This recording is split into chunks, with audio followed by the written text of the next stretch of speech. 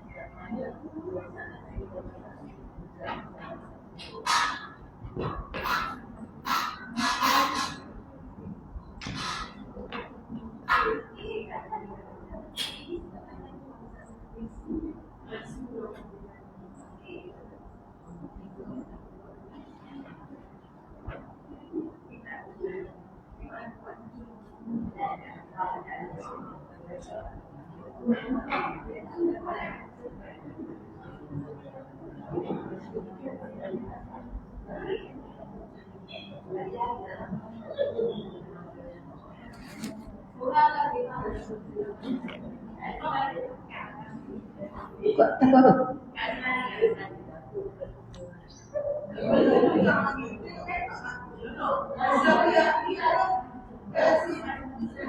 Tengok kelas saudara kita. Ini kelas saudara kita.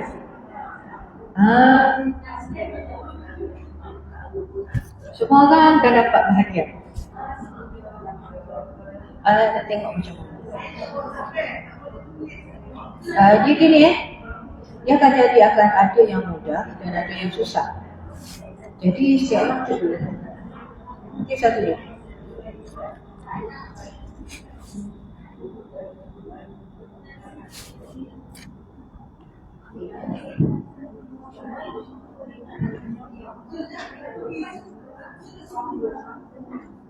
Nampak tak orang tadi ni nampak? Tak Nabiah tu nampak?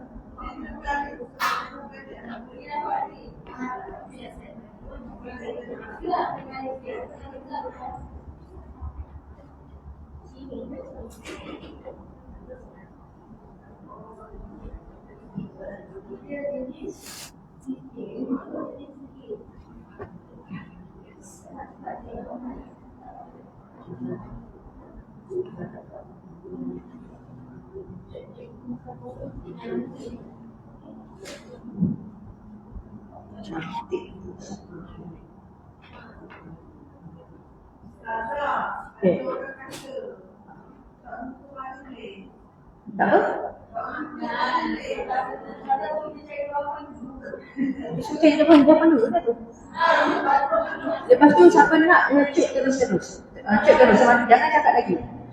Nanti salah kata tanya, okay, siapa nak yang ni? Salah kata ada nama. Tengok dulu yang mana nak jawab.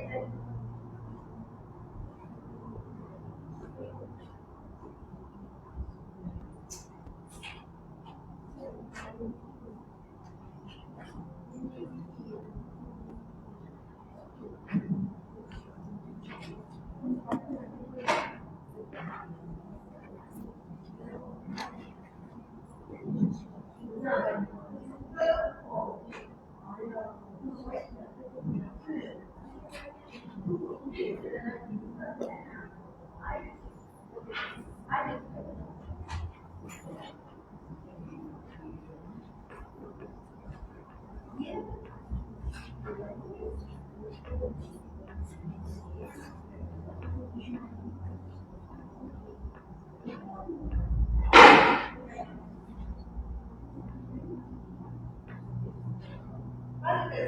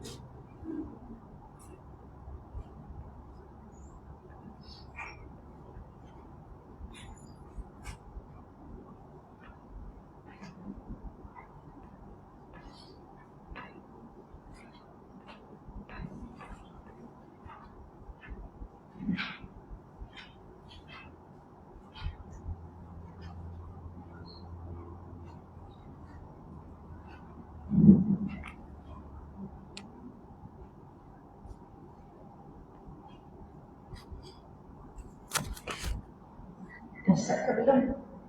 Dah. أعوذ بالله من الشيطان الرجيم. بسم الله الرحمن الرحيم. إن الحمد لله نحمده ونستعينه ونستغفره ونعوذ بالله من شرور أنفسنا ومن سيئات أعمالنا. من يهده الله فلا مضل له ومن يضلل فلا هادي له. أشهد أن لا إله إلا الله وحده لا شريك له وأشهد أن محمدا عبده ورسوله. سبحانك لا علم لنا إلا ما علمتنا إنك أنت العليم الحكيم. لا حول ولا قوة إلا بالله العلي العظيم. لا إله إلا الله العظيم الحليم. لا إله إلا الله رب السماوات والأرض ورب العرش العظيم. اللهم إنا نسألك العفو والعافية في الدنيا والآخرة. اللهم إنا نسألك العفو والعافية في ديننا ودنيانا وأهلنا وأموالنا. اللهم استر عوراتنا وآمن روعاتنا. اللهم احفظنا من بين أيدينا ومن خلفنا وعن أيماننا وعن شمائلنا ومن فوقنا ونعوذ بعظمتك أن نغتال من تحتنا. اللهم إنا نسألك علما نافعا ورزقا طيبا وعملا متقبلا. سبحان الله وبحمده عدد خلقه ورضا نفسه وزنة عرشه ومداد كلماته. سبحان الله وبحمده عدد خلقه ورضا نفسه وزنة عرشه ومداد كلماته.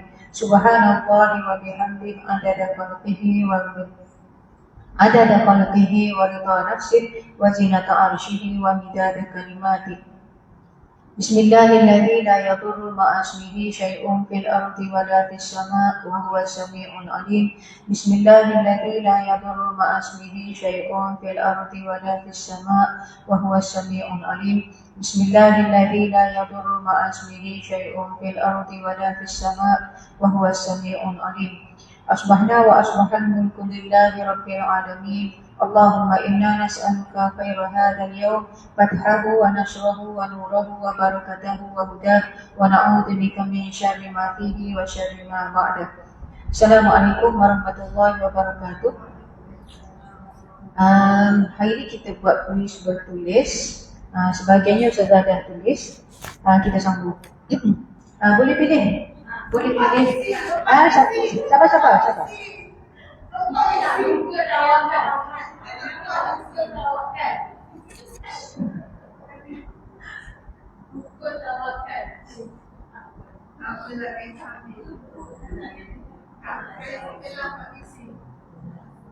Sabar, dia buka lagi. Lebih ni. Lebih.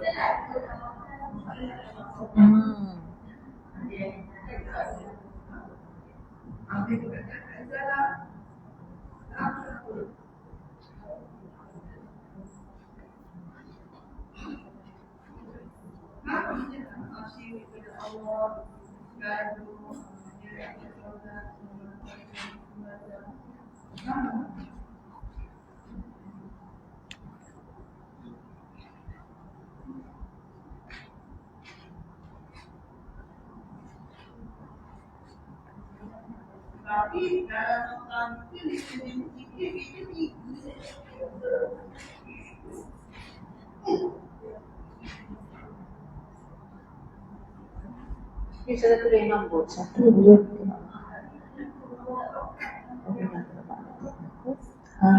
Tiga lagi.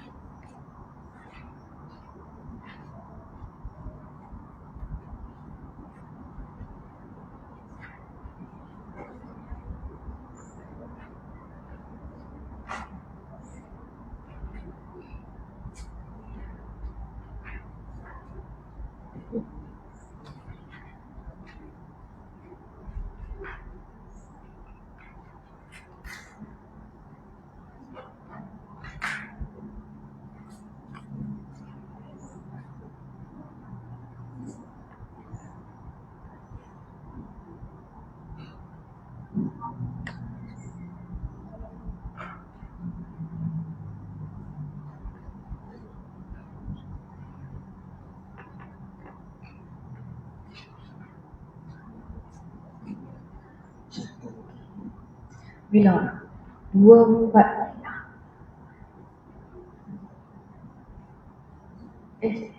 kalau ikut dah cukup lah.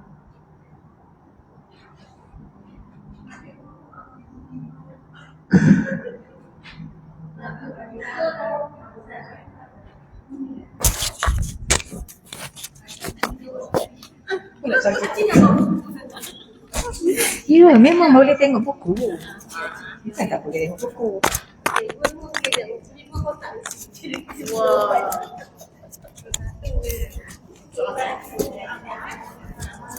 Kalau takut kalau tak tengok buku tak ada orang nak boleh.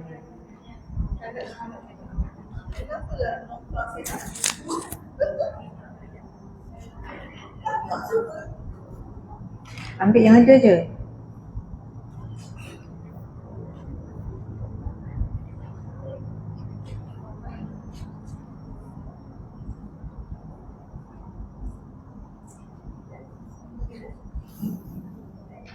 Ini bonus ya.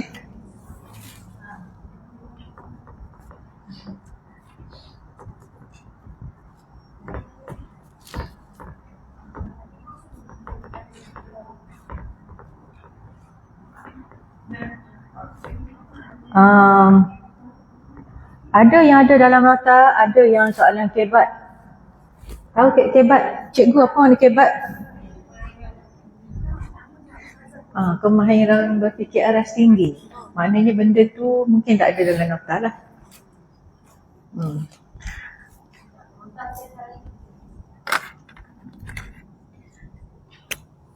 Okay, ni nombor 1, 2, 3, 4, 5. Ni nombor 6, 7, 8, 9,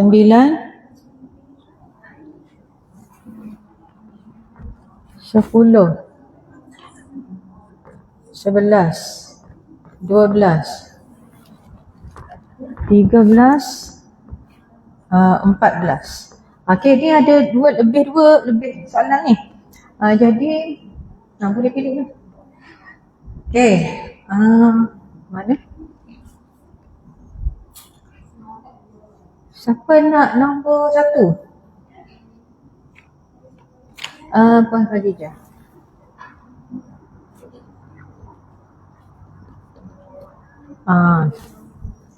Nombor 2.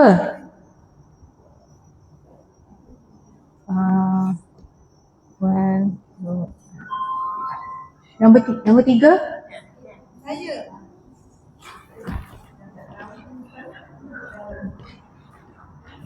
Nombor 4.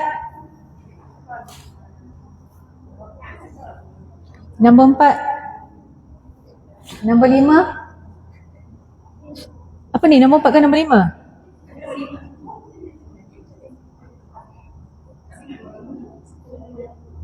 Nombor apa? Bincang, siapa nak nombor 5? Bincang 2 orang. Tak apa. Rabiah kan, Puan Rabiah. Nombor 5.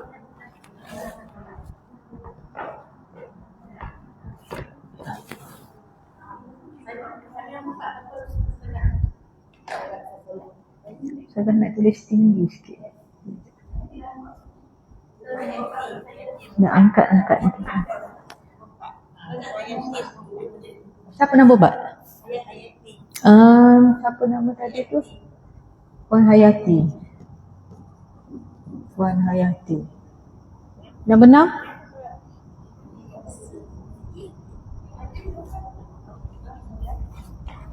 Puan 6, nombor 6 mungkin Puan Narbiha.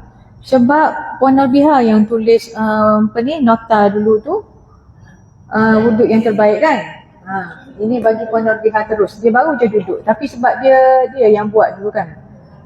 Dia yang salin elok, dia buat nota tu. Okay, nombor 7. Puan Khatijah kan, dengan T kan. Ustazah sampai-sampai nak ingat nama. Puan Khatijah. Nombor 8.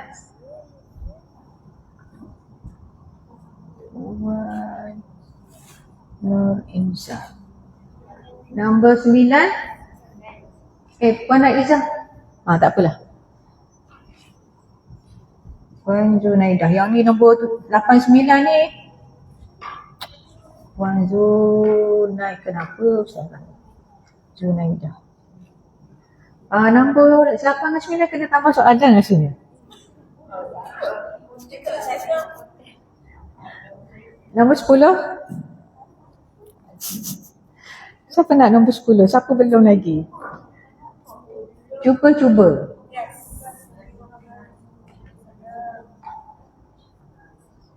Yang ni sudah.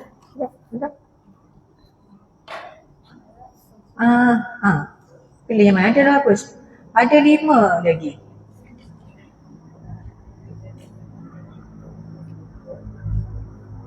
Ada 5 lagi.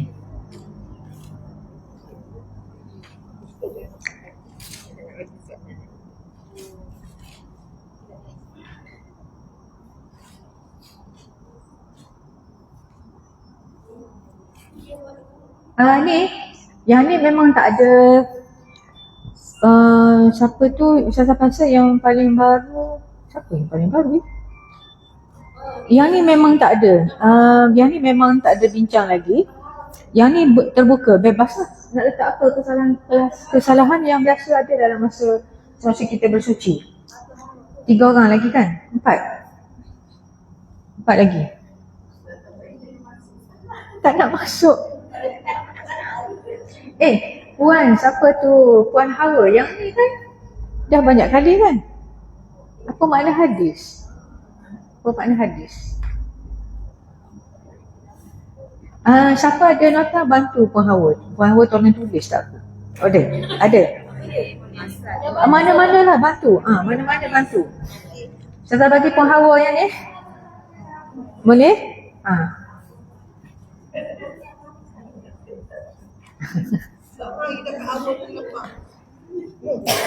Janganlah macam tu. Dengan macam ni kita tahu kita apa yang kita tak kemas lagi. Macam tu. Ni bonus orang yang datang. Puan Dong memang dia siap saling tu jadual lagi.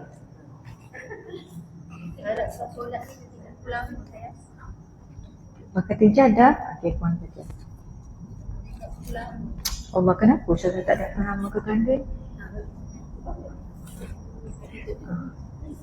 Ni pinjam nota Kak Z ni. Penuh.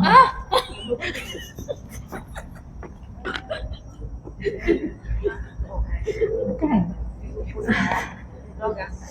Ada yang kat Puan Zainab di sini. Puan Aniza dengan Puan Zainab. Ustazah sambil nak ingat nama sebenarnya. Puan Zainab, kekandil Zainab kita nak yang mana? Nak Aniza. Tak nampak ke? Nanti kita dekatkan sikit. Sebab nak lebih besar tak muat juga.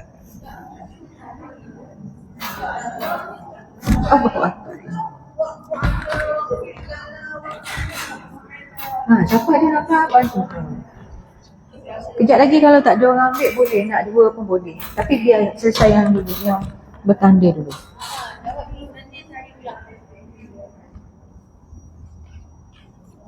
Okey. Ini nombor 1, 5 jenis zikir. Nombor 2 rukun tawakal. Nombor 3, 4 misi syaitan menggoda insan. Nombor 4 syarat-syarat sah solat. Nombor 5 makna taubat dan syarat-syarat taubat. Nombor 6 cara wuduk terbaik. Nombor 7 perkara-perkara yang membatalkan iman. Nombor 8 makna istiqamah. Nombor 9 makna tafakkur. Nombor 10 apakah tugas Nabi Muhammad SAW.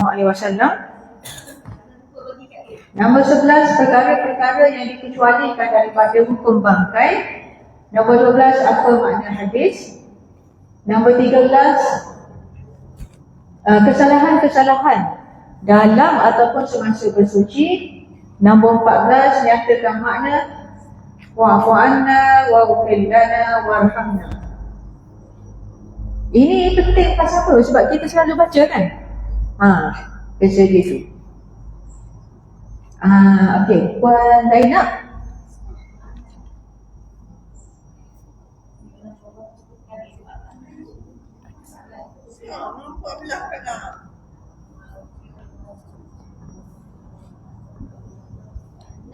Puan Anizan. Kesalahan dalam masa bersuci itu. Kesalahan masa bersuci. Puan Anizan. Nombor 13. Kesalahan semasa bersuci kan? Tak nampak. Yang ada 2 lagi. 3 lagi ada. Apakah tugas Nabi Muhammad? Perkara-perkara yang dikecualikan daripada hukum bangkai. Kesalahan-kesalahan dalam ataupun semasa bersuci.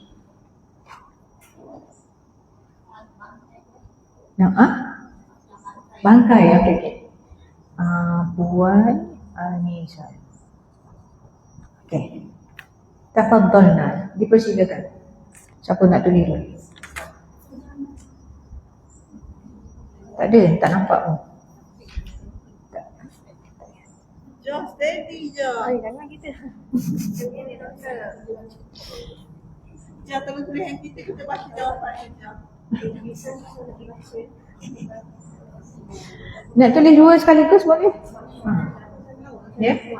Pendek-pendek. Pendek-pendek. Pendek-pendek saja sebab ruang dia tu perfect kecil. sebiji adalah nota ke? Betul tak ya? Betul ya?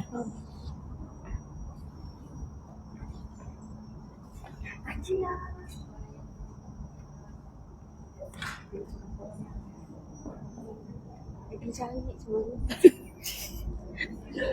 Display dia menumpang kita label. Apa dia? Label kat dalam buku tu mana dia letak kita.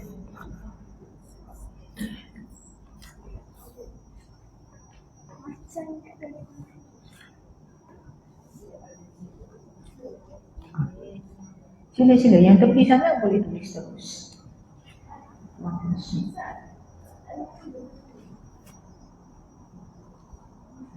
Benda boleh tengok dalam buku kan.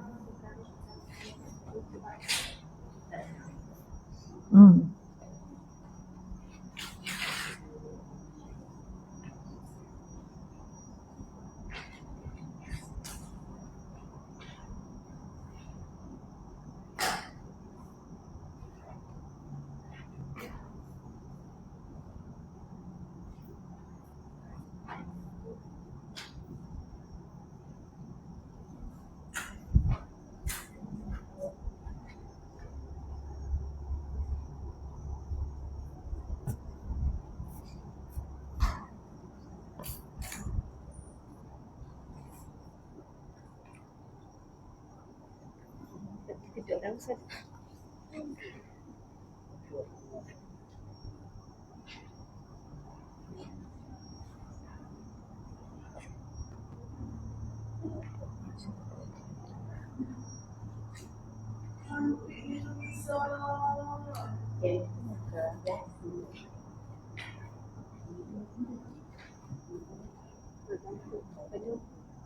Yang mana kat tepi ni boleh ni? Siapa tu? Puan Khatijah boleh? Puan Khatijah? Sedang nakal. Puan Izzah? Masa kosong? Ya? Ambil. Boleh dah. Boleh? Tak banyak.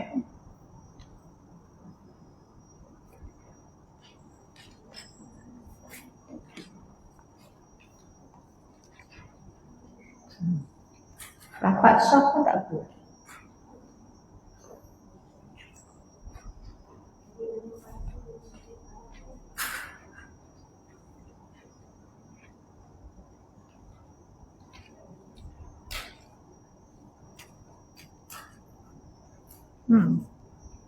Nanti banyak-banyak gambar yang ni, gambar antara yang penting. Kalau perempuan capture.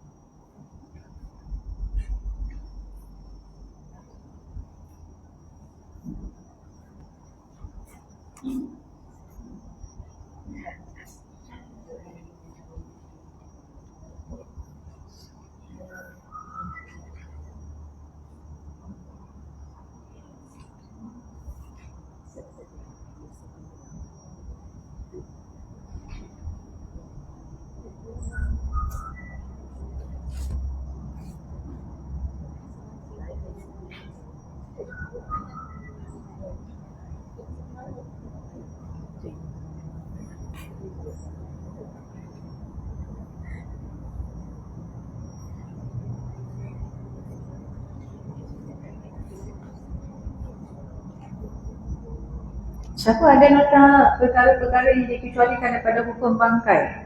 Kemungkinan yang ada yang tak hadir masa tu. Kadang-kadang kita sentuh tu dalam bukan dalam tajuk yang khusus. Nanti siapa ada nota? Tak jumpa lagi? Cari. Sila.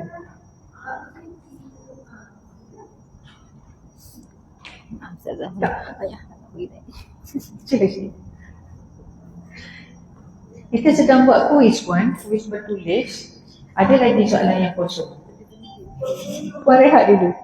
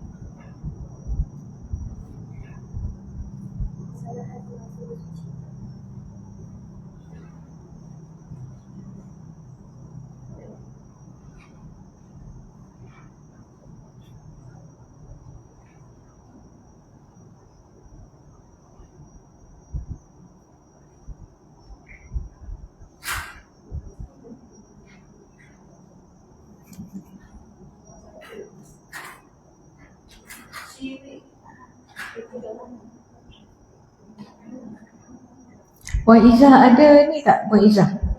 Ada nota apa? Bangkai. Tak saya ni. Perkara-perkara yang dikecualikan pada bangkai. Ni ke? Bangkai. Mana?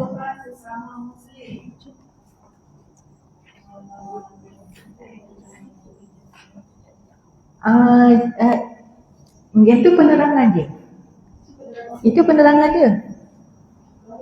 3 perkara yang dikecualikan daripada bangkai. Saya rasa baru lagi dalam 3-4 minggu sebelum ni. Apa yang tak ada dakwah? Tak cukup maka?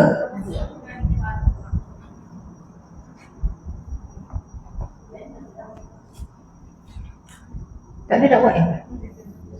Oh, okay. Yang ni? Tak apa. Tak ada. Itu free. Ada yang free.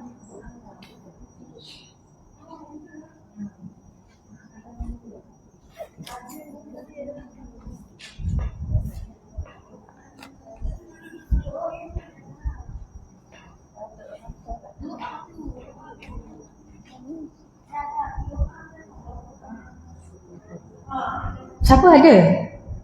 3 perkara yang dikecualikan daripada bangkai. Ada ikan dalam semut. Ya. Itu nombor 1. Ada dalam masuk dalam kategori mana? Dia ada 3 kategori. Oh, ikan semut. Ustazah ni, 3 perkara dikecualikan daripada bangkai ni. Ya. Ikan dan makanan laut, lalat, semut, serangga, belalang, binatang tidak ada darah mengalir. 3 kenapa tak tahu tulis? 3. Maknanya ada dah tu. Ada. Nombor 3 tu. Nombor 3. Ya, rasa tak Siapa yang ada dekat? Ikan belalang tu contoh kan? Bangkai ikan yang tidak berdarah. Ikan dengan belalang tu dia duduk sekali. Sekali. Dia duduk sekali.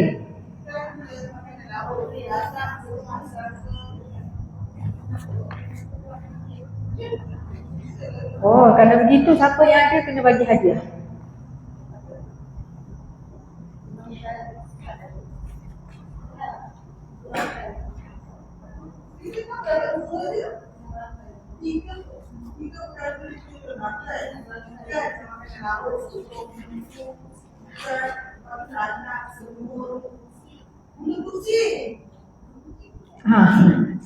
Ya betul bulu kucing.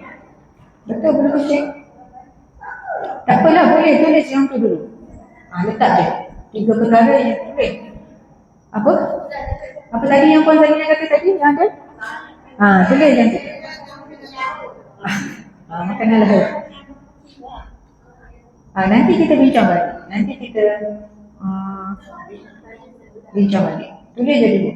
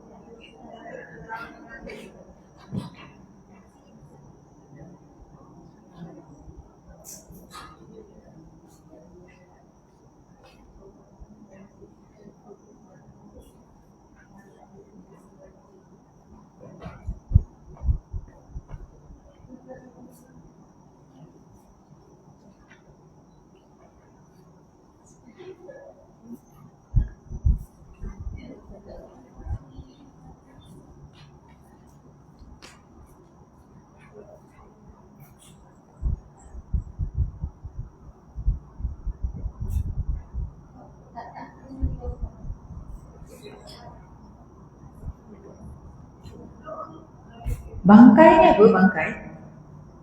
Bangkai ni mati, binatang mati lah. Bangkai ni.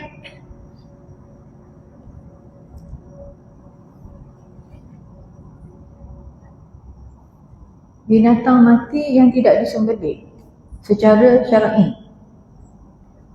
Tapi ada binatang-binatang yang mati dia tak jadi bangkai. Gitu. Ada yang tidak menjadi bangkai. Ada 3 jenis.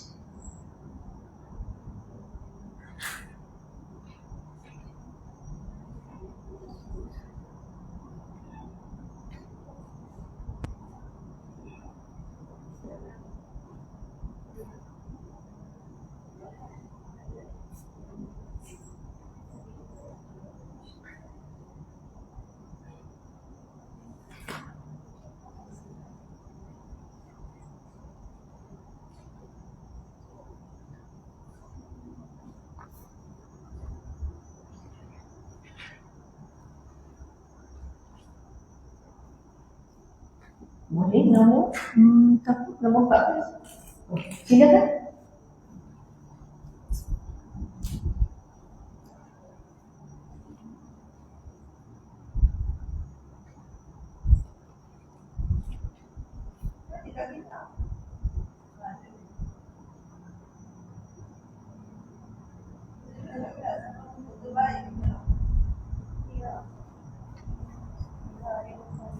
Siapa belum lagi boleh tulis?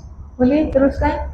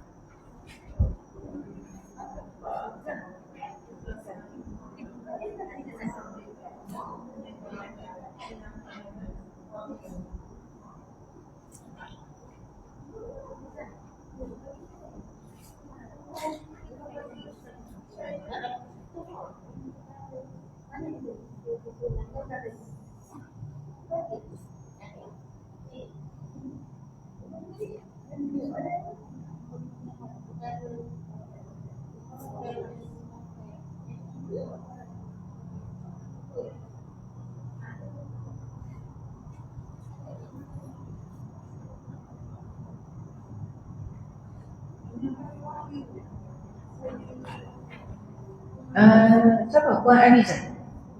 Okey, silakan. Secara ringkas tadi, tak apa yang tadi tu, yang rakan-rakan maklumkan tadi tu, boleh je terus tulis. Betul tak tu? Ya.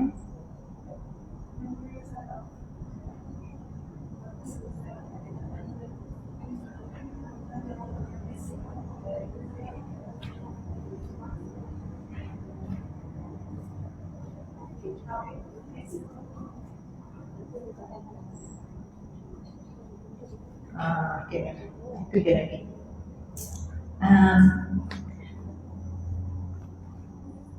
Wan Kamaria. Boleh pilih kalau nak nombor 10 ataupun nombor 13. Apakah tugas Nabi Muhammad? Sekurang-kurangnya kita tahu kan? Tentulah kita tahu. Tak. Mana-mana? Mana-mana?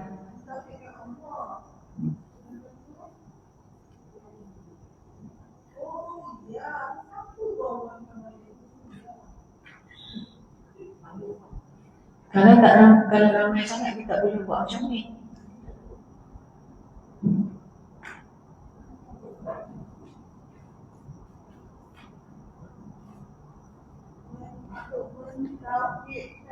Mengajak orang, mengajak semua manusia mentauhidkan Allah.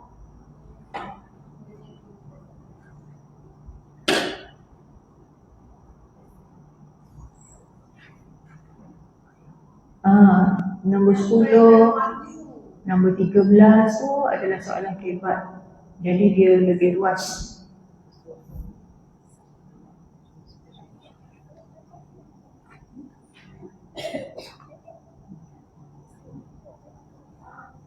Masalahnya kecil sangat je tau. Kecil sangat je. Menyampaikan wahyu. Tembok.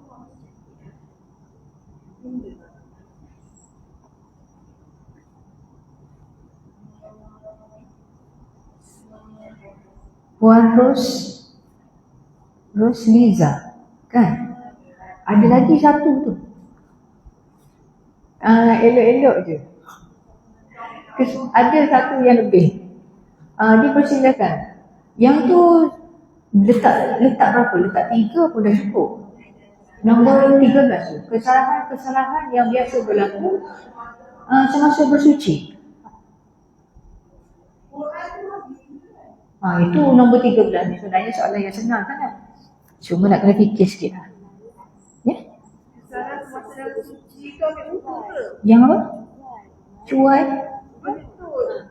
Boleh puan terus. Okay. Tak, memang tak ada dalam nota. Memang tak ada dalam nota. Ini perbincangan puan-puan, kadang-kadang yang ada dalam fikiran kita itu bermanfaat untuk orang lain. Kan, kesalahan dalam bersuci. Ini sebenarnya Ustazah bincang dalam kelas saudara kita, keluar banyak pun. Dengan satu tajuk, kesalahan-kesalahan masa bersuci. Satu soalan je. Setiap orang kena bagi satu kesalahan. Keluar banyak. Apa dia? Tidak berpakaian. Oh, ada ke? Orang buat macam tu. Yeah.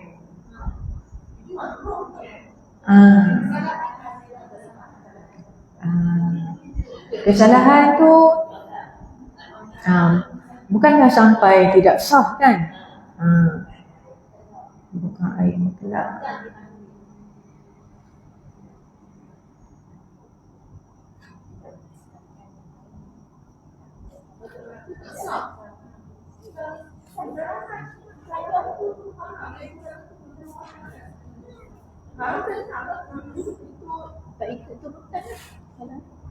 Tidak tertib. Masing-masing. Tak apa, Ustazah masuk bersuci ni wuduk. Tu. Tu 5 perkara tu. Bersuci tu masuk lima benda tu.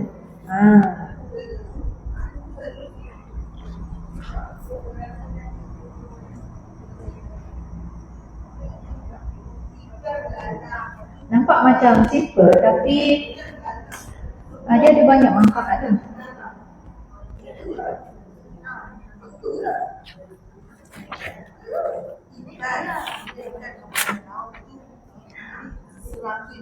Bersuci tu ialah at-taharah. At-taharah itu ialah bersuci. Kan? Jadi bersuci ni merujuk kepada mana? Wuduk ke yang mana satu? Yang mana satu bersuci? Itulah sebabnya saya buat yang ni. Mana tu? Yang ni. Ada. Siapa tak dapat? Bila kita buat salah macam ni, kita pun dengan adanya raja-raja macam ni, tu jadi senang kita nak kumpulkan benda tu. Bersuci tu wuduk ke yang mana satu? Yang ni lah. 5 amalan yang dilakukan dalam mematuhi perintah Allah SWT supaya bersuci.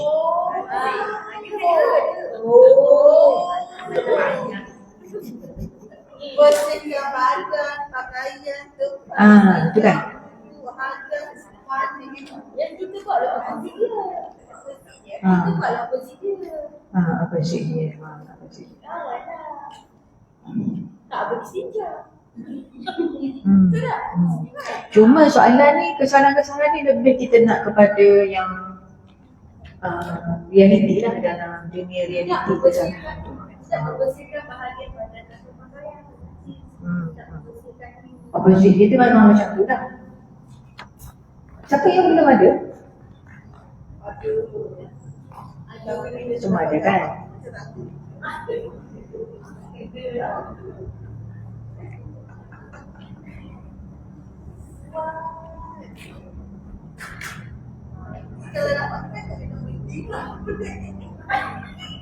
Yang tu memanglah panjang.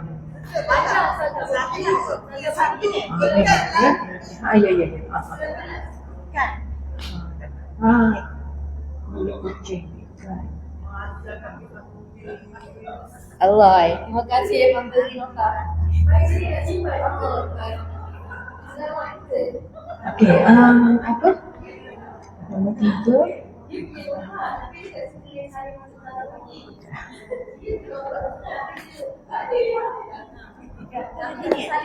Ya, okey, cukup. Okey, terima kasih. Okey, boleh. Sini. Okey, jazakumullahu khairan. Kerana sudi berfungsi dan menulisnya di sini. Bukan senang nak ajak keluar ni.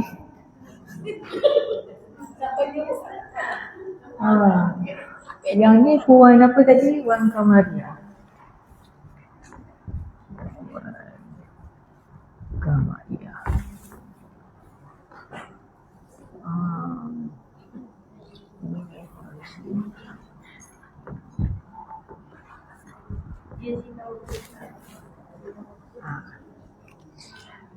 Sekurang-kurangnya kita ingat nama-nama benar.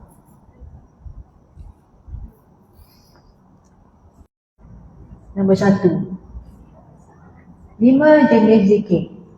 5 jenis zikir ni pada usaha semua benda ni yang penting untuk kita ingat lah. Kita ingat sikit sebanyak. Nombor 1, 5 jenis zikir. Mentaati perintah Allah tu adalah satu jenis zikir. Mentaati perintah Allah itu adalah satu jenis zikir. Kan? Tinggalkan larangan Allah juga adalah satu bentuk zikir. Kita tinggal apa contoh dia? Kita tinggalkan larangan Allah tu sebab apa? Sebab kita ingat kepada Allah. Nanti Allah marah. Nanti Allah tak suka. Kan? Jadi dia zikir. Kan? Jadi zikir ni dia tak jadi kalau kita sebut la ilaha illallah. Sambil-sambil buat apa? Sambil-sambil mengupas. Mu tahu tak dia tu tak? Dia gini, la ilaha illallah. Lepas tu sambung lepas lagi lah. Jadi tu. Dia tinggalkan larangan Allah tu, maksudnya zikir yang sebenar-benar dah tu. Kemudian pada masa yang tertentu, contohnya zikir pagi petang. Kan, contoh zikir pagi petang. Pagi, zikir contoh ni. Yang ni tak ada contoh lah, yang ni tahu kan. Yang ni contoh dia zikir pagi dan petang. Pada masa yang tertentu. Contoh apa lagi? Satu lagi contoh nak. Pada masa yang tertentu, zikir semasa tertentu yang kita dah belajar. Bila kita sebut inna lillahi wa inna ilaihi raji'un, Allahumma ajurni fi musibati wa akhlif li khairan minha. Doa adalah zikir. Doa adalah zikir. Itu bila masa tu? Bila masa? Bila ditimpa musibah pada masa yang tertentu. Dia bukan zikir harian tu. Bukan zikir pagi petang. Dia pada masa yang tertentu dengan bilangan yang tertentu. Apa dia? 33 kali selepas solat kan, tasbih tahmid. Takbir. Lepas tu ada yang 100 kali. 100 kali tasbih. Lepas tu 100 kali tahlil yang terbaik tu kan.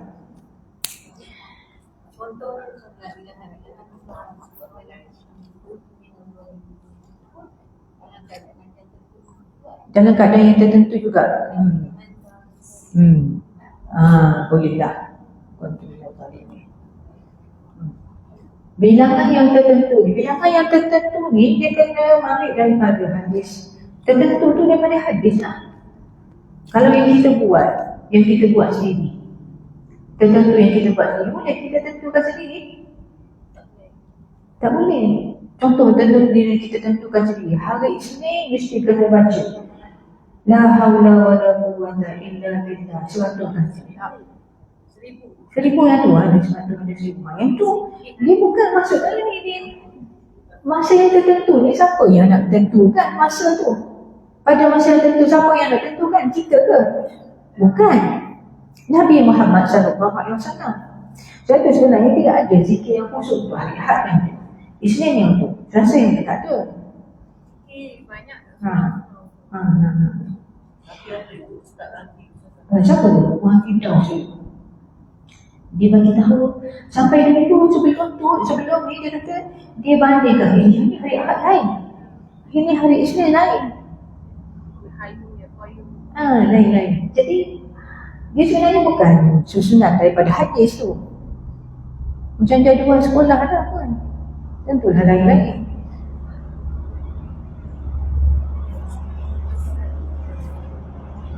Bilangan tertentu tu bilangan. Kemudian yang sedang berjumpa, yang selalu sekali ni tahlil penuh. Tahlil penuh la ilaha, bukan la ilaha illallah. Yang sedang kalau kita sebut la ilaha illallah wahdahu la syarikalah lahu mulku wa lahul hamdu wa huwa ala kulli syai'in qadir, itu yang terbaik. Itu yang selalu kali. Kemudian apa dia? Subhanallahi wa bihamdihi kan. Yang umum ni apa dia? Subhanallah wa bihamdihi subhanallahil azim. Itu umum. Contohnya Subhanallahi wa bihamdihi subhanallah. Mana kita tahu dia umum? Mana kita tahu dia tu umum? Mana kita tahu dia tu masa tertentu? Mana kita tahu dengan bilangan tertentu? Mana kita tahu dia tu bentuk umum? Daripada hadis lah. Daripada Nabi Muhammad SAW hadis lah. Itulah pentingnya rajah pertama kita tu sumber agama Islam wahyu. Syariat tu mesti daripada wahyu. Kan bahagian ini amalan-amalan kita daripada wahyu. Kalau kita tentukan sendiri dan jadi ini lah. Jadi ya baris satu kali. Kali itu. Jadi jenis zikir yang berdasarkan ajaran wahyu. Sumber agama Islam kita. Jadi umum ni kerana dalam hadis Nabi SAW tidak sebutkan dia ni boleh baca bila, berapa bilangannya. Tapi yang ni kalau lagi banyak lagi baguslah, kan? Lagi berat timbangan gitu. Tapi maknanya di sini tidak diberatkan bilangan tu. Tidak diberatkan tentang bilangan, tapi pada penghayatan penting. Okay, habis nombor 1. Sadar fikir asma al-husna gambar dengan 40. Contohnya apa dia? Contoh. Bila baca? 40 lepas suku 40 kali. Itu tidak ada dalam hadisnya, tidak ada 41 kali. Jadi bila tak ada dalam hadis ini, perempuan, kita ada 1 jam sahaja. 1 jam tu dah banyak kalau lepas subuh. 1 jam tu dah sebab kan matahari naik lepas subuh 1 jam. Okey lah, kita kata 1 jam. 1 jam. Daripada baca yang balik 41 kali, mana yang lebih utama dengan la ilaha illallah wahdahu la syarika lah lahul mulku wa lahul hamdu wa huwa ala kulli syai'in qadir. Itu sangat besar dalam hadis yang sahih Bukhari. Nabi kata kita akan dapat protection daripada gangguan syaitan pada Sepanjang hari itu. Jadi lagi cepat kita habiskan satu dalam kurungan dengan penghayatan, lagi cepat protection yang kita dapat. Lagi lambat habis, lagi lambat lagi. Jadi kita nak kejar masa dengan kejar kualiti tu kan. Jadi kena pilih yang pada ustazah lah. Terpulang daripada mama rasa macam yang tu tak ada dalam hadis. Bila tak ada dalam hadis, kelebihannya pun kita tak tahu. Ada kelebihannya ke yang beritahu? Ada kelebihannya? Ada. Kalau kita amalkan yang tak ada dalam hadis, dia jadi bid'ah lah. Sebab kita yang kat sini belum sampai lagi tajuk bid'ah tu. Tajuk bid'ah dalam Riyadhus Shalihin ni, tajuk bid'ah dalam Riyadhus Shalihin bab berapa Puan Izzah? Bab 16. Bab 16. Kita tajuk berapa baru dalam tajuk 9. Jauh lagi lah. Tadi sebelum sampai tajuk, saya tak sebut perkataan tu. Cuma kita bagi fikirlah, fikir. Kita ni nak pergi masuk lagi dalam buku peti lah. Tak ingat dah berapa kali baca dah. Ustazah, lagi satu. Nabi dah janji kalau baca subhanallah bihamdi 100 kali, diampunkan dosa kita macam sebagaimana buih-buih lautan. Kenapa kita tak nak? Ada ustazah, kalau itu lepas subuh tu nak buat yang balik, yang ni lebih utama lagi. Biar baik baca yang umum ni.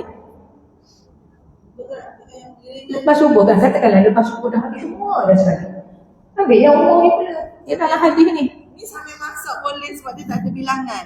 Sambil apa-apa pun boleh. Tak ada maksudnya nak compare dengan yang tadi tu. Sebab terlalu banyak dalam yang ada ni. Gitu.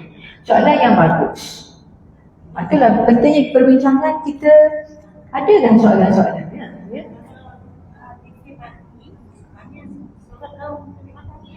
Amin. Zikir pagi.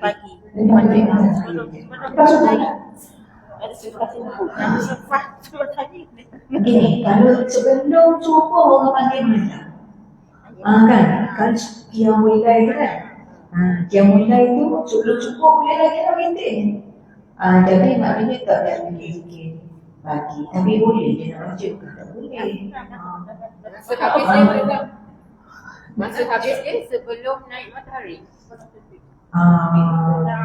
Boleh lah. Terus saja. Berterik matahari pun teruskan saja. Sebelum zuhur. Jangan terikat sangat. Selagi mana dia pagi, tak semestinya. Pagi-pagi. Sebelum tengah hari.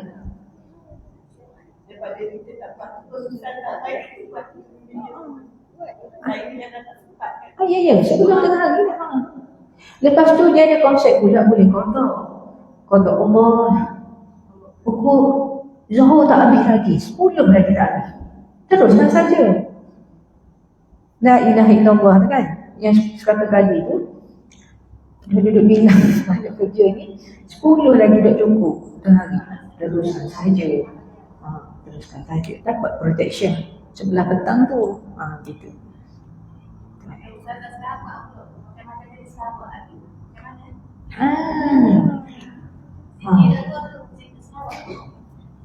Selawat pun sejenis zikir juga. Selawat pun sejenis zikir juga. Sebab apa? Sebab selawat adalah doa. Faham? Mula apa dengan selawat? Apa keadaan mula-mula? Allahumma. Maksudnya kita doa. Selawat adalah sejenis doa. Maka dia doa itu masuk dalam kategori zikir. Zainab bertanya tentang kepelbagaian selawat. Selawat ni Ustazah gini ya, Ustazah ni simple je orangnya. Jadi Ustazah bagi yang Ustazah buat. Lepas tu Ustazah ambil yang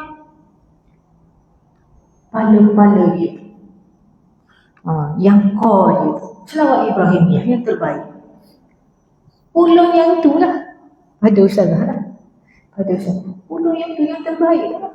Macam nak selawat Ibrahimiyah, tak boleh fikir banyak. Atas tu. Allahumma sholli ala Muhammad. Kalau nak baca lagi sebab ni, lepas tu ulang lah. Gitu ya, itu yang terbaik. Kalau selawat lain tu, selawat apa contohnya? Tidak ada dalam hadis.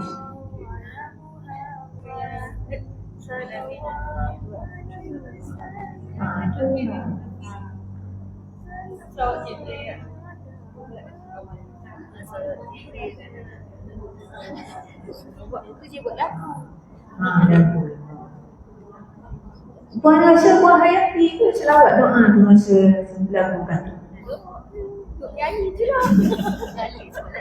Saya tanya Puan sendiri lah masa kan rasa selawat tu rasa sedang buat apa? Kan?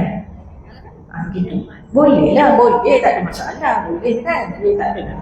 Tapi saya tak tanya lah masa lagu kan tu rasa je sedang selawat. Ingat pada Allah tu. Doa kepada Allah tu.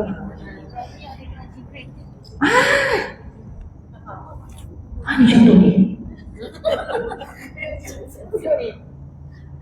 Itu bagi dah semua. Itu semua bagi dah semua. Ni contoh yang tak ada dalam hadis. Ini contoh daripada hadis. Contoh tak ada dalam hadis. Yang ni kenapa ramai memburunya? Kerana apa? Kenapa perempuan ramai memburunya? Saya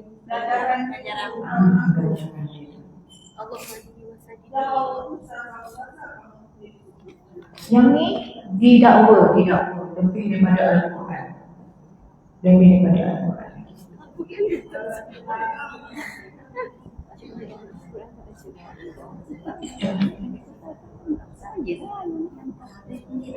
Tasbih tu kan dia kata selawat 40 kali sebab itu bawa dalam sini. Bukan dia betul. Ni kita maklumkan di sini. Puan kita bawa ni untuk tunjuk kepada Ustazah. Ya. Kenapa? Oh, dia dah petang. Dia kita dah lama dia ada mu'tad dua orang. Sebab macam ada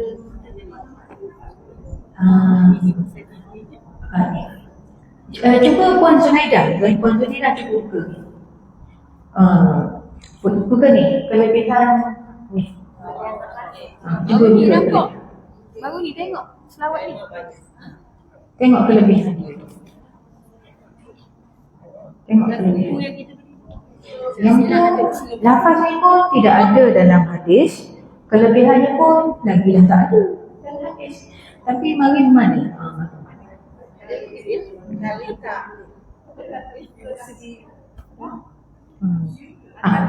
Tengah Puan Zunaidah baca.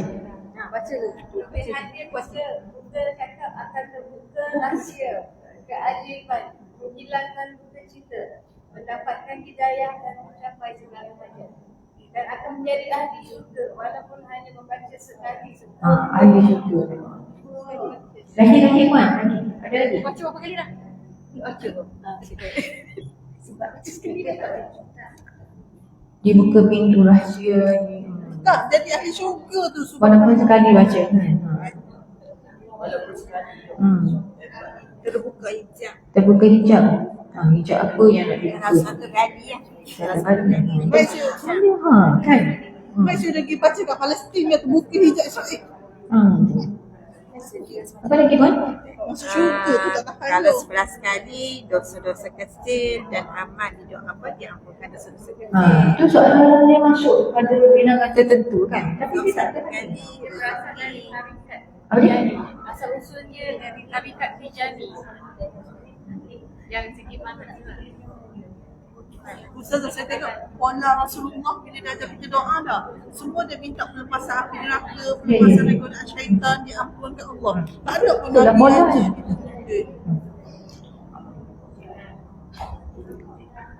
Kan daripada soalan tu timbullah yang lain-lain tu.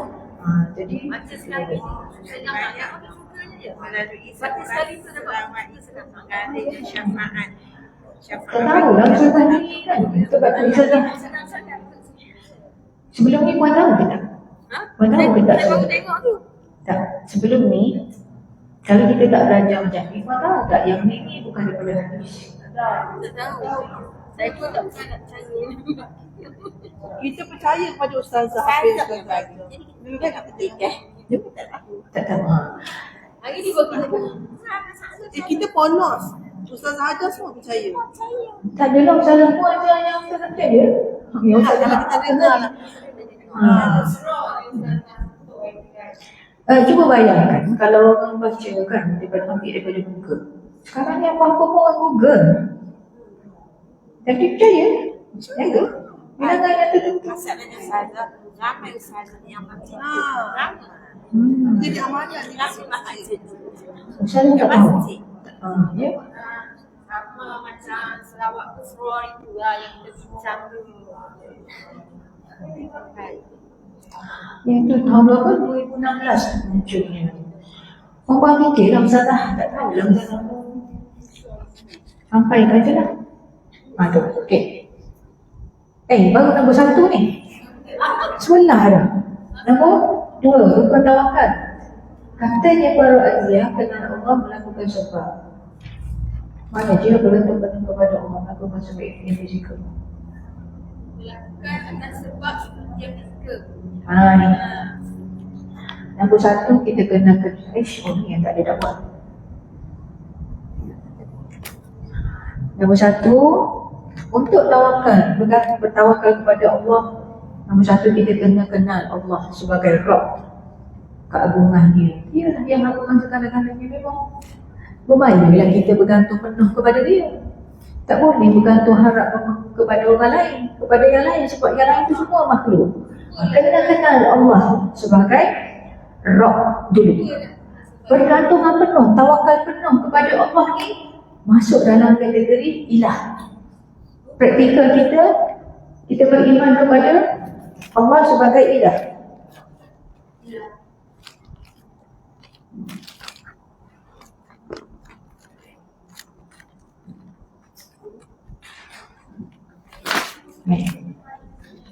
Bagaimana saya tidak beriman kepada Allah? Kan, nombor 1. Satu nombor kat mana ni? Sini lah. Sebab tajuk dia rumi. Rabb ni. Kita kenal ke Allah sebagai Rabb ni dulu. Barulah kita boleh bertawakal kepada Allah. Kita bertawakal kepada Allah. Macam mana kita beriman kepada Allah sebagai ilah? Hanya kepadanya kita beribadah. Hanya kepadanya kita memohon pertolongan. Hanya kepadanya kita berserah, bertawakal. Jadi tawakal ni masuk sini dah. Allah sebagai ilah. Tapi kita kena kenal tu Allah sebagai Rabb. Barulah kita boleh bertawakal kepada Allah. Tak apa. Yang asal memang Ustazah tak boleh Rabb. Tulis, ada tulis. Ustazah nambah kan asalnya beriman kepada Allah. Kenal Allah sebagai Rabb. Tulis tak apa, tak tulis pun tak apa. Yang pentingnya kita tahu kenal Allah tu, betul lah kita nak kenal Allah sebagai Rabb dulu. Dia pencipta alam ini. Lepas tu barulah kita fokuskan dia sebagai satu-satu Tuhan yang mesti disembah. Sembah tu apa dia? Sembah beribadah, bertawakal. Semua sekali. Nombor 2, melakukan sebab. Kita nak bertawakal kepada Allah ni, nak berserah kepada Allah.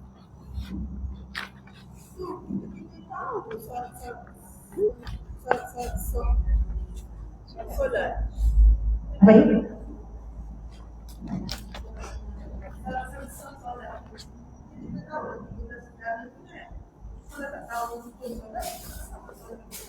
Macam mana? Syarat sah solat. Bukan rukun solat ni. Syarat sah solat tu kena mengetahui lah rukun solat. Mengetahui rukun solat.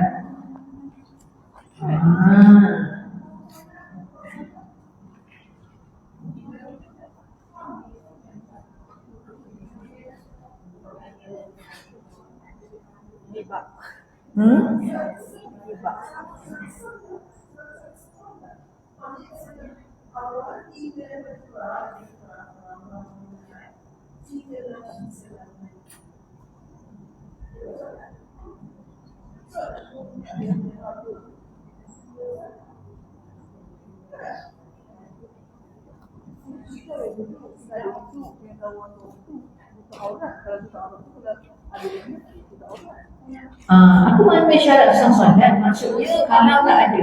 Kalau tak ada benda tu, maka tak sah solat. Dia bukan rukun solat lagi. Itu maksudnya tidak ada. Bukan syarat sah solat.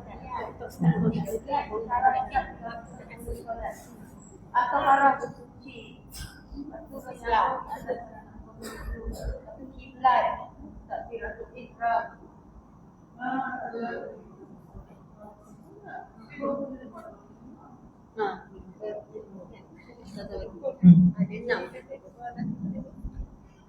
Apa lagi enam? Apa dia enam? Sebab datang ni enam apa dia? Enam apa? Apa yang keenam? Dah ada? Takbiratul ihram. Takbiratul ihram tu bukan syarat sah solat. Rukun. Ya. Hah?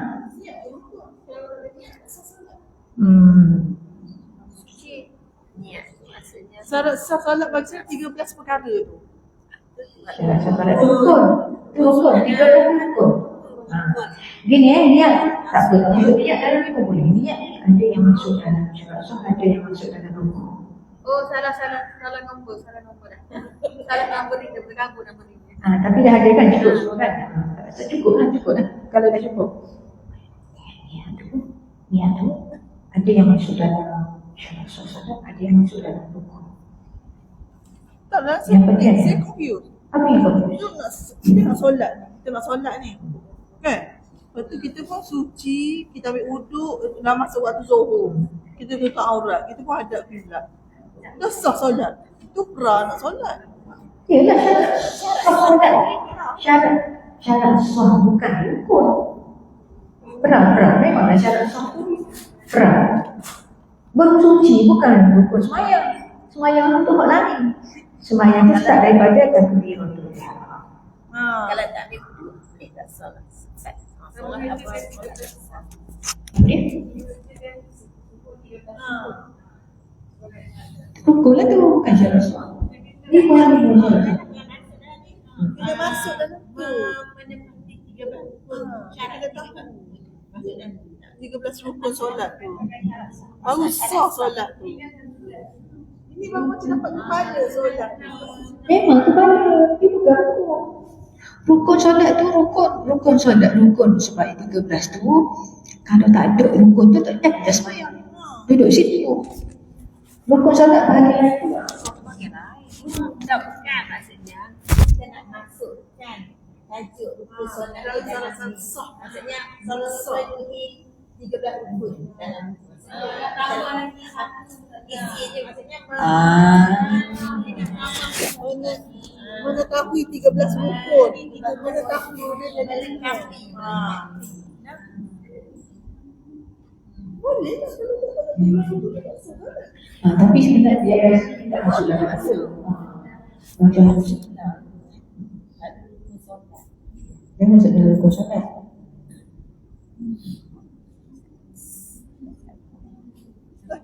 kita dah ambil Boleh nak masuk solat untuk sendiri boleh kita nak masukkan. Faham. Sudah biasa kita kalau tak cukup. Sebab tajuk dia tu. Umumnya 5 ni. Lepas tu nombor 5. Makna taubat, kembali mentaati Allah dengan bersungguh-sungguh setelah melakukan maksiat. Setelah melakukan dosa maksiat. Nombor 1, ikhlas. Syarat-syarat taubat ikhlas. Yang kedua, menyesal. Yang ketiga, meninggalkan maksiat yang dilakukan. Yang keempat, azam. Yang kelima, dalam tempoh masa taubat yang boleh. Tempoh masa taubat diterima, kembalikan hak orang lain jika ada. 6, cara untuk yang terbaik. Cara untuk yang terbaik, buang air terlebih dahulu sebelum berwuduk. Yang kedua, bersiwak, masuk gigi terlebih dahulu sebelum berwuduk. Buat yang wuduk yang terbaik ni, nombor 2 tu payah nak buat kalau tidak ada komitmen, tidak ada azam. Kalau tak ada azam, Beranak. bersiwak. Bersiwak, gosok gigi. Bersiwak ataupun gosok gigi. Siwak atau gosok gigi lah. Nombor 1, buang air terlebih dahulu sebelum berwuduk. Ini ramai yang dia solat dulu, siap-siap nak solat baru dia buang air. Dia lewat waktu tu. Takut habis waktu. Untuk yang terbaik, buang air terlebih dahulu. Sebab apa? Sebab kan makhluk menahan buang air semasa solat. Jadi yang terbaik balik je nak. Nombor 2, bersiwak gosok gigi terlebih dahulu sebelum berwuduk. Tengok RNR contoh kan. Mencuci muka bawa, makeup remover bawa, ini pencuci step bawa, satu je tak bawa. Toothbrush.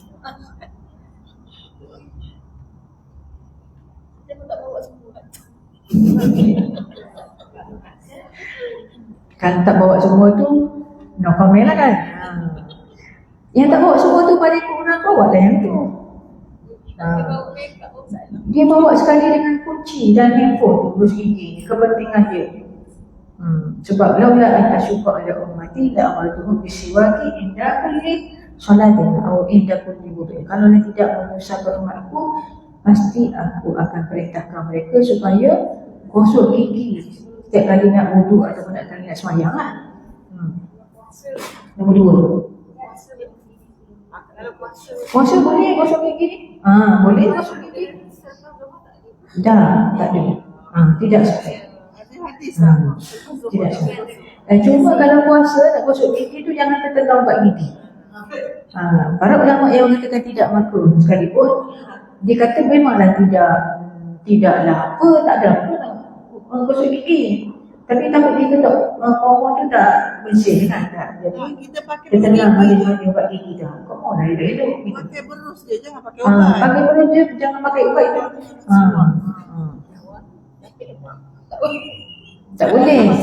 Tak apalah, maksudnya itu isunya. Isunya kena bilas bersih. Bilas bersih. Tapi tak tertelan, dia sering ke sampai gitu. Jangan dok bila buat. Dia isunya dia menghilangkan bau kan. Ustazah, dulu saya dengar lepas zuhur tak boleh gosok gigi, makruh. Lepas asar tak boleh mandi, makruh. Tapi sebenarnya bukan kan. Dia memanglah ada pandangan yang macam tu. Tapi yang lebih rajih ni tidak. Renang dia. Oh, tak pernah dengar. Renang bulan puasa. Dia ni puan. Dia isunya jangan masuk air dalam Lubang, semua lubang. dalam hati kata jangan minum air. Kalau dah berenang menyelam tu memang masuk dalam liang-liang tu air tu. Isunya jangan ditelan air. Tak payah lah berenang. Kalau orang dulu buat, kalau mandi memang dia mandi di sungai lah. Dia tak timbul masalah sebenarnya. Cuma jangan jadi makan dan minum. Itu yang dimaksudkan masuk dalam rongga. Kan di MPP dulu kan kita bincang panjang kan berkenaan hukum puasa. Ni. Cek jalan tu Kan cek jalan tu datang puasa ke tidak? Memasukkan sesuatu ke dalam rongga. Tidak.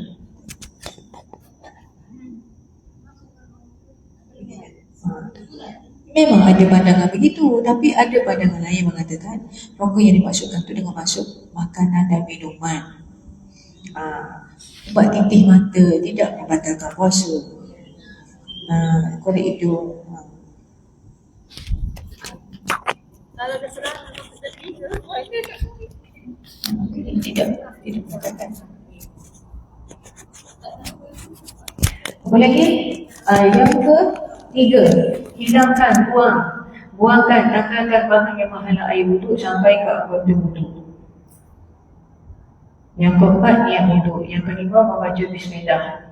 Yang keenam, membasuh tangan sampai pergelangan tangan 3 kali. Kena niat dah pasal apa? Kalau tidak, kita jadi basuh muka saja lah. Kadang-kadang basuh-basuh itu je lah. Kalau tak niat, waktu basuh-basuh tu saja je. Itulah bezanya dengan wuduk. Wuduk kita memang niat nak wuduk. Membaca bismillah. Yang keenam, membasuh tangan sampai pergelangan tangan 3 kali.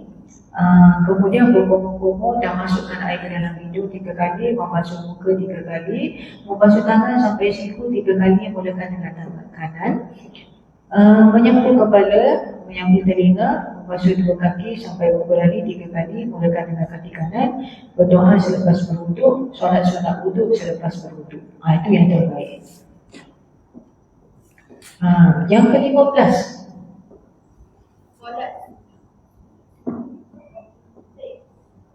tertib. Nak nama pun boleh, tak nak nama pun tak apa. Tapi kita tahu lah kita buat dengan tertib dalam tadi tu. Gitu. Nombor 7, perkara-perkara yang membatalkan iman. Saudara ni saya letak ni, saya rasa belum bincang kat sini. Kena bincang? Dah rasa. Dah ya? Ingkar kewujudan Allah, meyakini kewujudan Rasulullah, ingkar kewujudan hari kiamat. Dan ingkar kerasulan Nabi, ingkar hari kiamat. Perkataan pengakuan mengandungi kufur, penafian akidah Islam, mempersembahkan hukum Islam. Perbuatan menyembah berhala, melakukan percaya pada agama lain. Dia susunan perkara-perkara yang membatalkan solat ni banyak.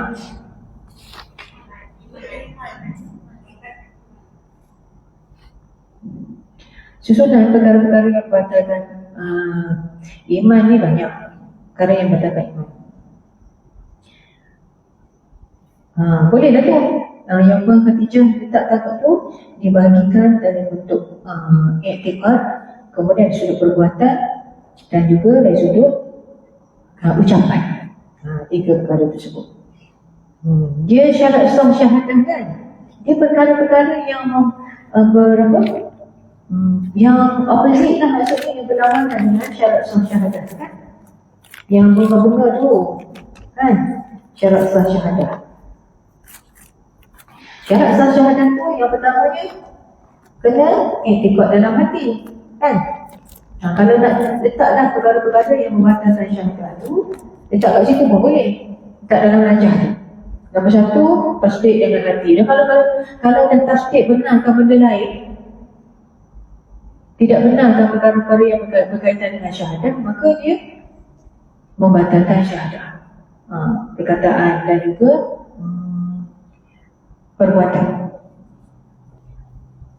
Contoh lain ni, kalau kau nak tambah perkara-perkara yang membatalkan iman. Yang pertama, sembah Tuhan selain Allah. Ini berkaitan dengan apa? Ilah tu. Allah sebagai ilah. Bila tu sembah Tuhan lain selain Allah, beribadah kepada Tuhan lain, berdoa kepada Tuhan lain, membatalkan iman.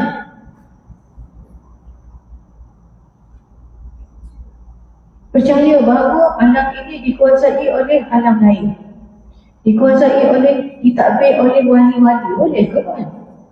Dan jadi apa wali itu? Wali-wali mentadbir alam.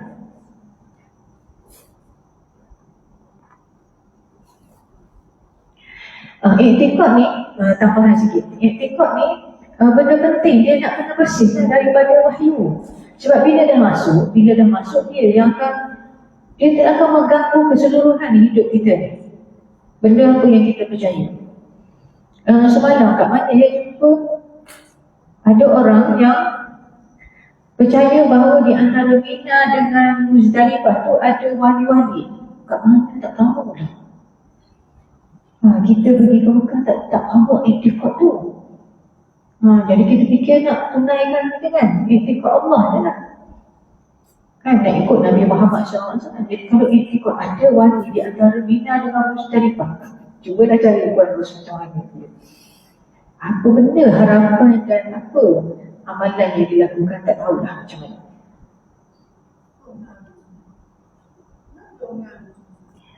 Kemudian yang kedua, meletakkan perantaraan di antara dirinya dengan Allah. Yang tadi sembah Tuhan direct, sembah Tuhan lain terus. Yang kedua ni meletakkan perantaraan di antara dirinya dengan Allah. Ini perbuatan siapa ni? Meletakkan perantaraan dirinya dengan Allah. Perbuatan siapa ni? Musyrik Mekah, kan? Mereka percaya Allah tu yang buat langit bumi. Wala in sa'altahum man khalaqas samawati wal ardh la yaqulunna Allah. Siapa yang menciptakan bumi? Mereka kata Allah. Tapi sebab berhala tu sebab apa? Liyuqarribuna untuk mendekatkan kami kepada Allah. Namanya musyrik. Kemudian yang ketiga, tidak mengatakan orang kafir sebagai kafir. Ini isu yang terbaru. Tidak mengatakan yang kafir, tak boleh kata dia orang kafir. Ya Allah, ya Tuhan. Sudah memang dia semua berhala. Kita katakan Muslim. Kafir itu non Muslim, tak bahasa je. Qul ya ayyuhal kafirun. Allah kan dia maha mengetahui kan. Saya kata baik muncullah ada surah Al-Kafir itu jelas sejelas-jelasnya tak? Cuma dari sudut kita berinteraksi tak panggil lah, hai orang kafir, kita tak panggil lah, kita panggil nama dia lah, cik apa-apa. Tapi untuk tulis untuk Allah SWT dalam agama kita ni jelas. Yang ni sunnah, yang ni kafir, yang ni bid'ah, yang ni macam jelas lah. Jelas supaya tak tahulah. Kan tujuan Allah SWT mencipta jin dan manusia ni illa liya'budun. Jadi kalau semua benda lain tu dia kafir lah. Jadi bila kita dah tentu dah orang tu kafir, jadi kita boleh dakwah dia. Gitu. Masalah bahasa saja. Dia mungkin bunyi macam menakutkan lah kot masa itu.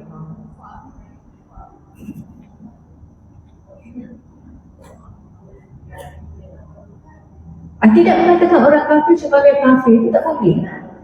Jadi macam kita ni orang Kelantan kata apa tu tahu dia ni kafir ke tak? Ini semua bahan tak kan? Nak panggil orang Islam lagi. Tapi macam mana? Dia dulu masa setengah muda-muda dulu isu jihad. Jihad ni melampau. Jihad bisa boleh. Tapi dalam dia tak boleh, dia kena benda-benda yang dalam ilmu Islam ni yang disebut dalam hadis semua ni kita kekal. Itulah yang menjaga agama. Agama tu sendiri dan menjaga kita sebagai orang yang beragama. Membimbing kita. Sebab itu Allah SWT memelihara agama ni dengan memelihara sumber. Ada dalam sumber, dalam Al-Quran ada, dalam hadis ada, maka dia kekal di situ lah. Kemudian yang keempat, percaya jalan lain lebih baik daripada jalan Nabi Muhammad SAW.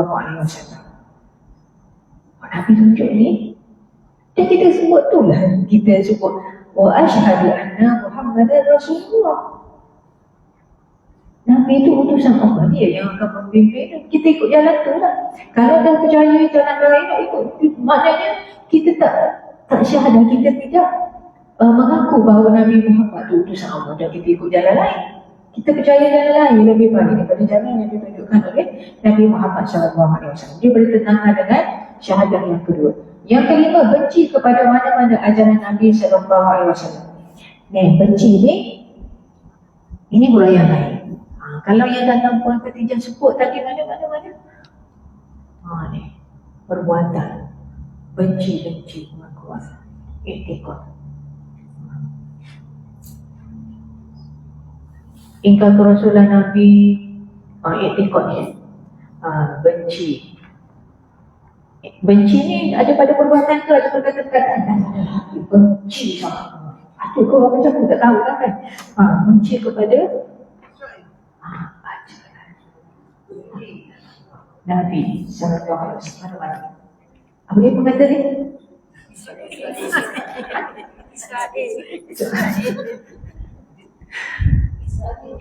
Ini membatalkan iman, bukannya membatalkan iman. Benci kepada mana-mana ajaran Nabi sallallahu alaihi wasallam, walaupun dia yang benci itu mengamalkan, sambil-sambil buat tu benci. Tak boleh, dia boleh merosakkan akidah, membatalkan iman. Membuat dah tu sampai benci tu tak boleh, dia kena iklankan, sebab tu masuk Islam ni. Contohnya Tapi nanti tak berbuat nanti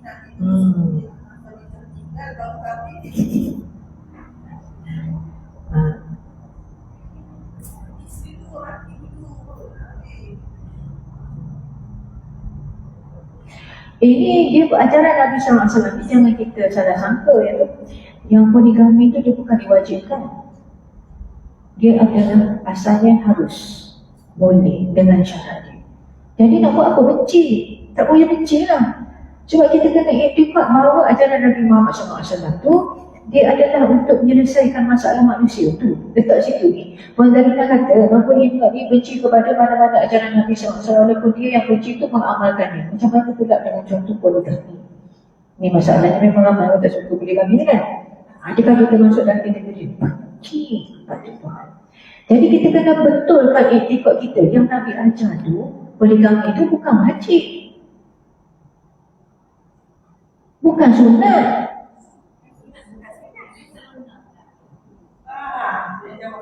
Bukan macam semayang sunat. Lagi banyak lagi baik, bukan. Jangan salah faham. Dia bukan macam semayang sunat. Macam solat ni, mak dia, qabliyah. Ada ke orang faham macam tu? Bukan macam tu.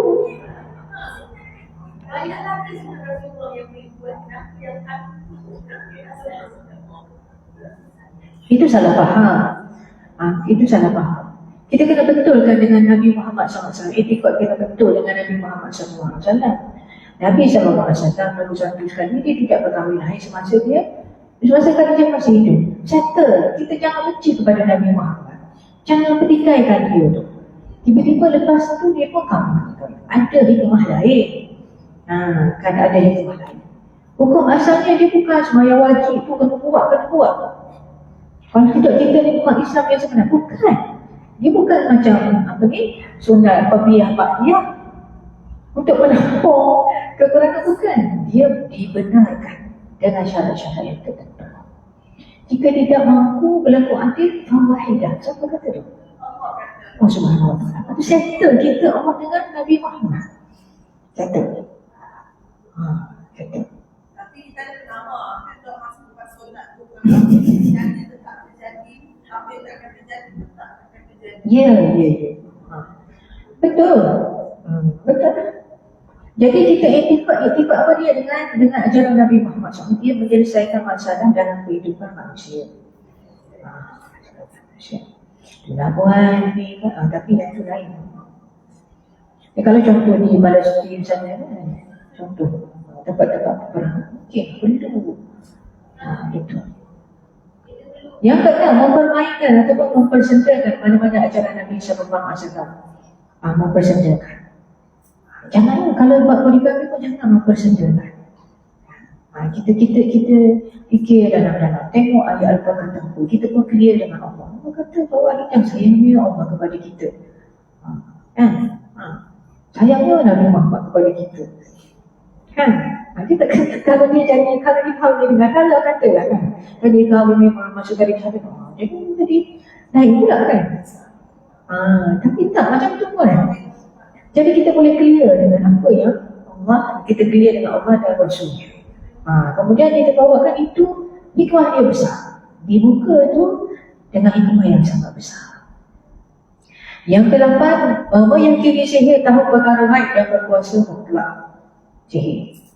Meyakini sihir tahu perkara gaib dan berkuasa mutlak. Sihir ni boleh melakukan apa saja. Kita kena dia bertentangan dengan tauhid ni. Dengan perkataan lain, siapa yang lebih kuat? Allah ke jin? Siapa yang lebih kuat? Allah ke syaitan? Jadi kalau kita meyakini sihir itu bahawa benda baik semua sekali, lepas tu berkuasa mutlak, maknanya kita telah menyembah jin dan syaitan. Gitu. Yang berlaku membantu orang kafir memerangi Islam.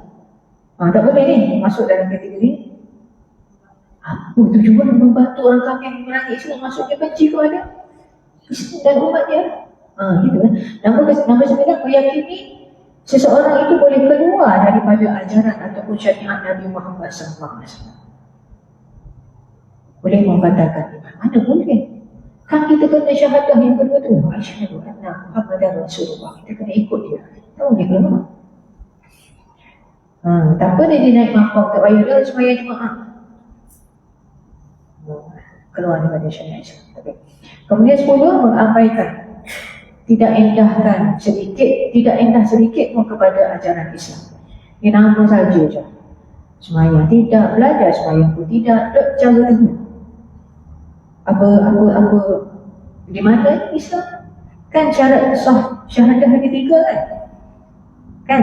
Tasdik, ikrar, yang 3 ni amal. Ni kalau tak cara tengah,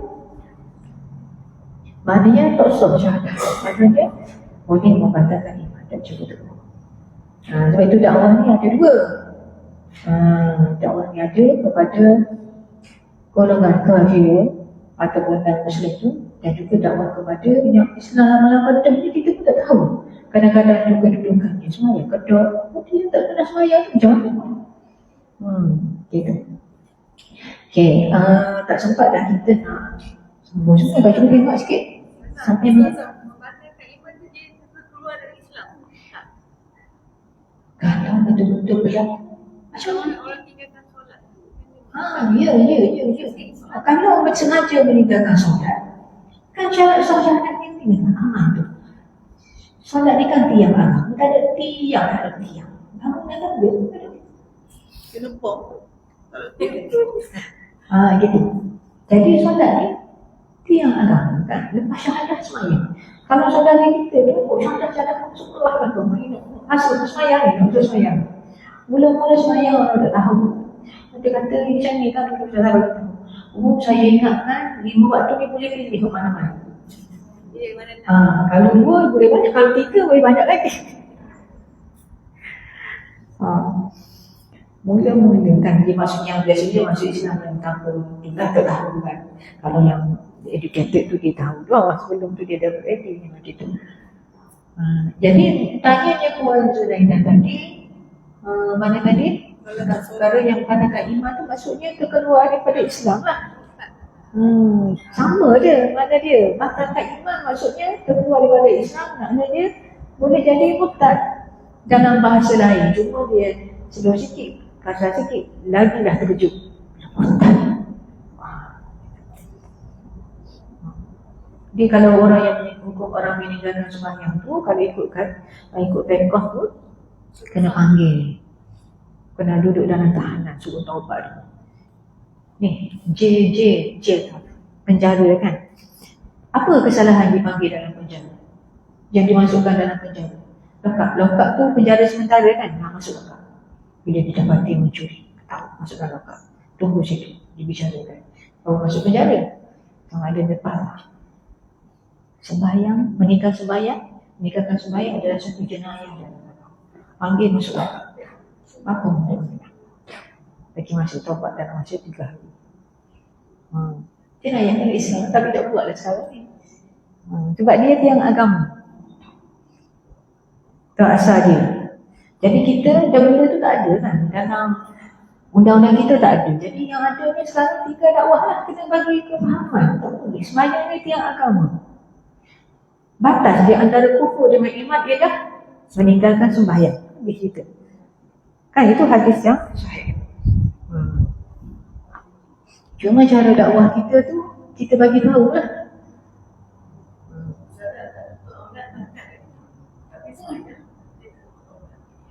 dia tak batalkan iman kalau dia tu rasa dia tak mampu buat tahu tu anak tapi nanti dah dulu.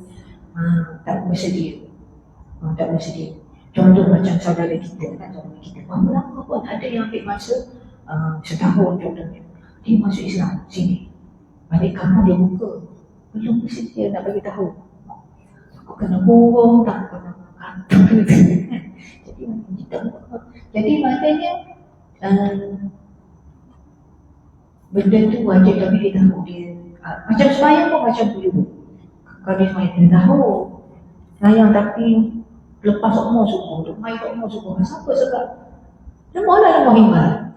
Ada bateri merah, bateri ada lagi. Selagi ada bateri, dia bukan tidak keluar daripada agama. Keluar daripada agama ni konstruktif. Gitu. Yang ni lah Ustazah nak ni dulu, ini tak puas hati lah yang ni. Betul dah ni. Ni. Nanti dulu. Nak ambil gambar sebelum dan selepas. Jangan foto, jangan padam lagi. Jangan padan lagi. Jangan padan. Okey, kita tulis gambar sini Dia gini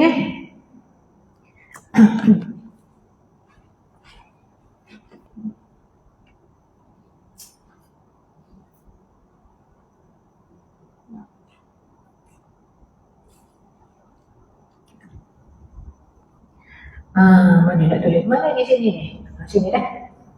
Sini ni. Ada sini. Nombor 1 dikecualikan. Nombor 1 dikecualikan bangkai ikan dan belalang. Ikan dan belalang. Jadi dalam ikan dan belalang. Ikan dan ini masuk dalam makanan laut. Tulis kat situ makanan laut. Maknanya udang, sotong, tak ada orang seleh dia tu. Gitu. Dia mati apa? Mati kelemasan. Udang.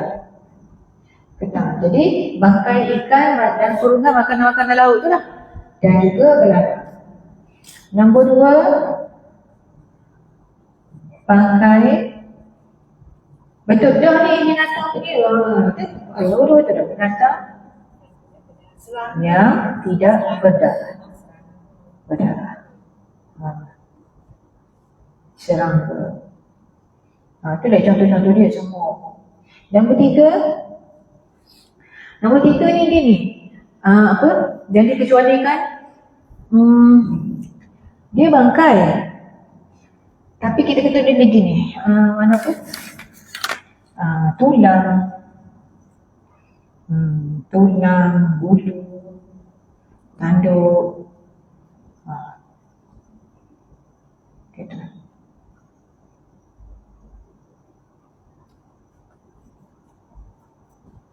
Bangkai.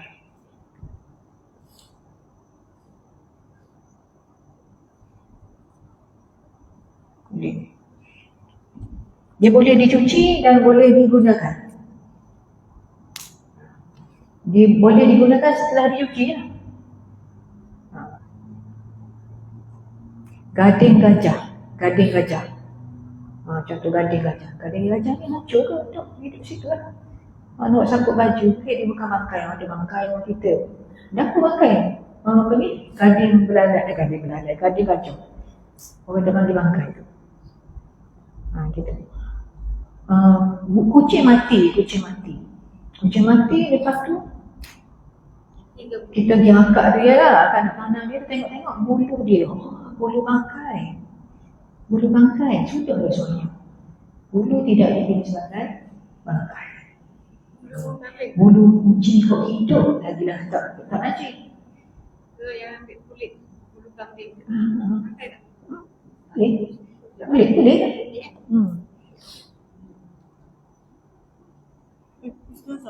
Tapi setelah dicuci lah kan, sampai dia jadi kering benda tu. Yang ni puan duduk pakai apa ni? Kulit ni, kulit lembu ada. Bawa dalam semayang, bawa dalam poket. Ada kalau ulu disembelih dengan secara syar'i tu. Dia kerak gitu je. Kulit ular? Boleh. Boleh. Boleh. Maksudnya saya tahu buaya. Kulit ular, kulit buaya boleh tak? Hmm. Boleh. Kecuali khinzir. Ada tak Ustazah pernah dengar? Ustaz Azhar kata bulu yang tercabut dari binatang tu dia jadi bangkai. Dia jadi Satu Dia dikira sebagai bangkai. saya dulu kata apa kucing. Kucing pun pakai lagi kalau bulu kucing makan. Kalau dah tercabut dari badan ni. Dia ada tidak di situ. Tapi ada yang kata tapi kita ambil yang pandangan yang tu kan puan nak guna yang tu boleh tapi tak salah Ada yang kata bulu kucing hidup tu lekat kat badan kita. Najis. Kata Tuhan najis. ada pandangan yang macam tu tapi kita ambil pandangan yang tidak najis. It's up to you. Boleh nak guna. Bukan najis. Kenapa pula? Sebab dada dia tidak ada. Gitu. Ni last kali ni last kali nak baca doa ni last kali. Wa'fu anna, maafkanlah kami di atas ni kena masuk ni di atas kekurangan kami dalam melaksanakan perintah. Wa'fu anni Allah suruh tu kan. Allah suruh tu Allah kita semaya tak dok ingat benda tu, ingat benda ni, banyak kekurangan. Ini maknanya wa'fu anna, maafkanlah kami. Buat ni tak sempurna mana? Itu makna maaf. Minta maaf sebab apa? Buat tak sempurna mana? Ni wafilah minta ampun dosa sebab apa? Memang buat salah. Kalau Allah suruh, Allah larang kita dibuat. Ataupun Allah suruh kita tinggal teguh. Maknanya ni di atas kekurangan kami dalam melaksanakan perintah. Buat tak sempurna. Itu wa'fu anna. Wafilana ni sebab buat dosa. Yang ni buat tak sempurna, maka kita minta maaf dah tak sempurna. Tak ada? Warhamna, berhamatilah kami maksudnya belas kasihanlah kepada kami. Belas kasihanlah kepada kami. Belas kasihan kepada kasih. Kepada kami. Belas kasihan ni maksudnya simpati. Simpati ataupun belas kasihanlah kepada kami. Cukup.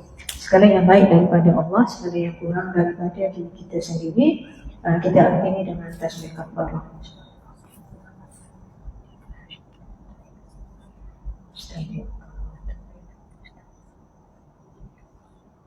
Assalamualaikum warahmatullahi wabarakatuh.